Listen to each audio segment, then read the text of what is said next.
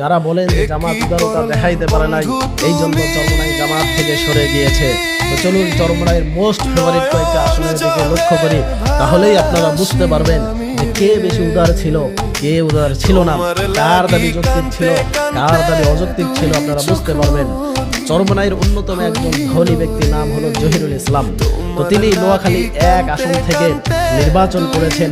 তো চরমোনাই জামাতের সঙ্গে রেষারেষি করে এই আসনটি জামাত তাদেরকে ছেড়েই দিয়েছিল। সেখানে বিএনপির ব্যারিস্টার মাহমুদউদ্দিন খোকন তিনি 1,26,000 ভোট পেয়ে জয়ী হয়েছেন। এখানে চরমোনাইয়ের ওই ব্যক্তির ভোট ছিল মাত্র 19,000 আর জামাতের ভোট ছিল 98,000।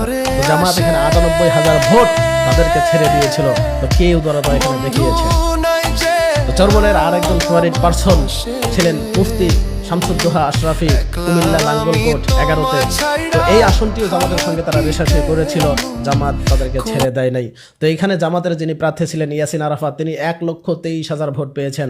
আর ওই যে মুফতি শামসুদ্দোহা আশরাফি, চরমোনাইয়ের মোস্ট ফেভারিট পারসন, তিনি অন্যতম একজন জয়ী, সম্ভাবনাময় জয়ী প্রার্থী হিসাবে ধরে নেওয়া হয়েছিল। উনি ওখানে জামানত বাজেয়াপ্ত হয়েছে, ওনার ভোট পেয়েছেন মাত্র 7,000 এদিক সেদিক হবে। এবং চরমোনাইয়ের আরও 2টি আসন যে দাবি ছিল ঢাকার ভিতরে 4 এবং 5 নম্বর আসন, এখানে তারা জয়ী হবেই, ছেড়ে দিতেই হবে, জয়ী হবেই হবে তারা। এখানে 1 নম্বর হচ্ছে এই যে ঢাকা 4 আসন, এটাতে তারা জয়ী হবে। কারণটা ছিল এখানে চরমোনাইয়ের কেন্দ্রীয় একজন লিডার ছিলেন, কি যেন নাম ছিলেন, মাদানি। তো তেনাকে এটা ছেড়ে দিতে হবে, জামাত এটা ছাড়ে নাই। তো এখানে জামাতের প্রার্থী বিএনপির প্রার্থীকে 3,000 ভোটে পরাজিত করে জয়ী হয়েছেন। এখানে ওই ব্যক্তি কেন্দ্রীয় লিডার, তার জামানত বাজেয়াপ্ত হয়েছে, ভোট পেয়েছে মাত্র 6,000 এদিক সেদিক। এবং ঢাকা 5 আসন, এখানে চরমোনাইয়ের একজন প্রার্থী ছিলেন, তিনি আগে থেকে কাউন্সিলর ছিলেন, জামাতের প্রার্থী ছিলেন নতুন। তো তাদের দাবি ছিলেন যে আমাদের প্রার্থী এখানে কাউন্সিলর, তিনি তো এমপি হবেই হবে, এটা ছেড়ে দিতে হবে।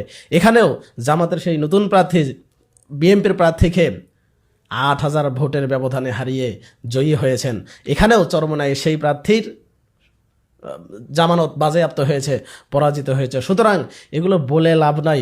মাঠের হিসাব নিকাশ যদি আপনারা দেখেন, জামাত এবং চরমোনাইয়ের ভাইদের বলবো, আপনারা এখানে হিসাব নিকাশ করে দেখুন যে আসলে কে উদার ছিল, কে উদার ছিল না, কার দাবি যৌক্তিক ছিল, কার দাবি অযৌক্তিক ছিল, কার কারণে এই জোট ভেঙে গিয়েছে।